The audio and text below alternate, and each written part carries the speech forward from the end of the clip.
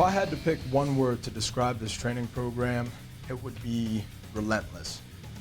Here at the Center for EOD and Diving Preparatory Course, I believe we're sitting at about a 55% attrition rate. The reason for that, it truly is varied.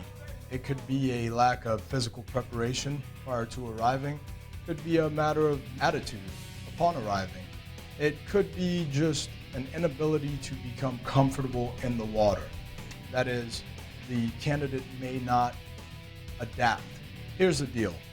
If you are physically fit, if you are mentally prepared for some extremely challenging training, and if you have it in you to adapt in an aquatic environment, then you stand a pretty good chance of avoiding that failure rate. One of our major areas of attrition here at the prep course are the aquatic adaptability evolutions.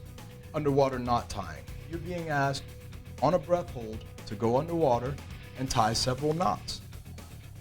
I believe the combination of nervousness as well as lack of comfortability in the aquatic environment is what translates directly to failures. Another example would be mask clearing. At any given point in time while working in the fleet, you could lose your mask.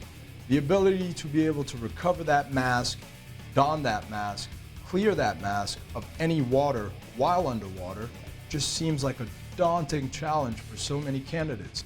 One of the most important factors of working in the water is to remain calm.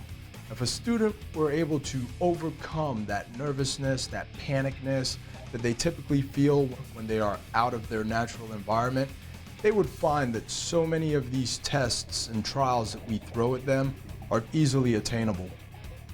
The majority of the students that quit never realized that there would come a moment where they no longer thought they had it in themselves to continue on. We push these candidates knowing full well ourselves that there will come a time out in the fleet when they will be challenged. And it is better for us to push them to their limits here at the preparatory course and have them meet that moment where they have to either A, overcome, or B, throw in the towel, then meet that moment out in the fleet. The training that we emphasize here at the Center for EOD and Diving is something that directly translates to the combat environment. We find that the majority of our candidates have the biggest problem with weighted treads, treading water for extended periods of time with additional weight. Truth is, you could be in the ocean, you could be diving with a buddy at any given point in time and be expected to save that buddy. That requires a physical capacity to be able to tread water with weight. I encourage all potential candidates out there interested in becoming a Navy diver, a Navy EOD technician, or a Navy dive medical technician to really put your recruiters and your dive mentors to the test. You do your research.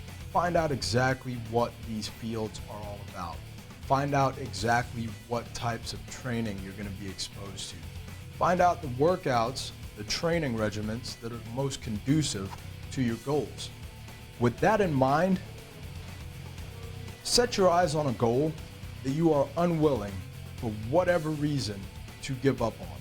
The most dedicated, the most willing, the most determined individuals who set out to do this program typically do pretty well.